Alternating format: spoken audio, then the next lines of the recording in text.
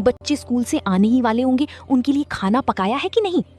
सुबह से कपड़े ही धो रही थी, बस अभी फारिग हुई हूँ, अब खाना ही बनाने जा रही थी। अरे 2 जोड़ी कपड़े धोने में सुबह से दोपहर कर देती है। किसी बात की कोई फिक्र ही नहीं है, ना बच्चों की फिक्र है ना अशोक की। खुद तो पूरे दिन खाती ही रहती है और बच्चों को भूखा रखती है।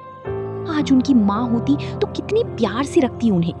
बेचारे की जिंदगी खराब हो गई। पहले पैसे मेरे हाथ में रहते थे तो बच्चों को थोड़ी बहुत पैसे दे दिया करती थी, लेकिन जब से अशोक ने पैसे तुझे देना शुरू किए हैं तब से तूने बच्चों को 1 रुपए भी नहीं दिए हैं। बिना माँ के बच्चों को कौन पूछे। पहले 1 रुपए की मिठाइयाँ खा जाते थे, अब देहली देहली को तरसते हैं। शर्मीली बिना कुछ कहे रूपाली की सारी बातें सुनती रहती है। बेचारी कभी उल्टा जवाब नहीं देती। एक कमरे में जाकर खूब रोती और अपने नसीब को कोसती, लेकिन रूपाली को शर्मीली पर बिल्कुल तरस नहीं आता। वो छिप छिप कर उसकी बातें सुना करती। शर्मीली रूपाली को देखकर कांपती रहती थी। एक दिन शर्मीली ने अपने पति से कहा, आप जरा जीजी को समझा दीजिए, क्यों मेरे पीछे पड़ी रहती हैं? तुम्हें कुछ कहा है क्या? रोज ही कहती हैं, बात मुंह से निकालना मुश्किल है। अगर उन्हें इस बात की जलन हो कि ये मालकिन क्यों नहीं बनी है, तो आप उन्हीं को रुपए पैसे दीजिए, मुझे नहीं चाहिए। यही मालकिन बनी रहे।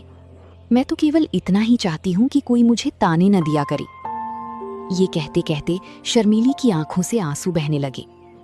अशोक को अपना प्रेम दिखाने का ये बहुत ही अच्छा मौका मिला। मैं आज ही उनकी खबर लूंगा, साफ कह दूंगा, मुंह बंद करके रहना है तो रहो, नहीं तो अपनी रह लो। इस घर की मालकिन वो नहीं है, तुम हो। वो केवल तुम्हारी सहायता के लिए। अगर सहायता करने के बदले तुम्हें परेशान करती है तो उनके यहाँ रहने की कोई जरूरत नहीं है। अरे मैंने सोचा था कि विधवा है, अनाथ है, पांव भर आटा खाएगी, पड़ी रहेगी। जब और नौकर चाकर खा रहे हैं तो वो तो अपनी बहन ही है।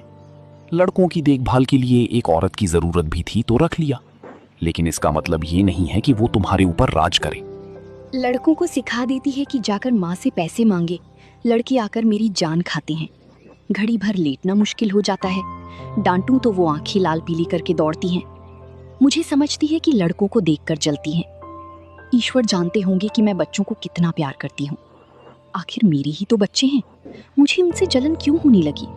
तुम्हें जो लड़का परेशान करे उसे पीट दिया करो।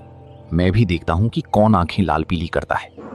अशोक को तो मैं बोर्डिंग हाउस में भेज दूंगा, बाकी सुमित को आज ही ठीक किए देता हूँ। अशोक ने रूपाली को बुलाया और उससे कहा, तुम्हें इस घर में रहना है या नहीं? अगर रहना है तो शांत होकर रहो, ये नहीं कि दूसरों का रहना मुश्किल कर दो। तुम्हें किसी चीज की कोई कमी है तो मुझे बताओ। शर्मीली को उल्टा सीधा क्यों सुनाती हो? रूपाली समझ गई कि बहू ने सारी बात अशोक को बता दी है, लेकिन रूपाली दबने वाली औरत नहीं थी। वो बोली, अरे क्या हुआ जो तुम इतने आपे से बाहर हो रहे हो? निकल गई सारी बुद्धिमानी? कल की लौंडिया चोटी पकड़कर नचाने लगी। कुछ पूछना ना ताछना, बस उसने तार खींचा और तुम काट के सिपाही की तरह तलवार निकाल कर खड़ी हो गए। तुम हमेशा शर्मीली को परेशान करती रहती हो, उसमें कमियां निकालती रहती हो, बात बात पर ताने देती हो। अगर कुछ सीख देनी है तो उसे प्यार से मीठे शब्दों में देनी चाहिए।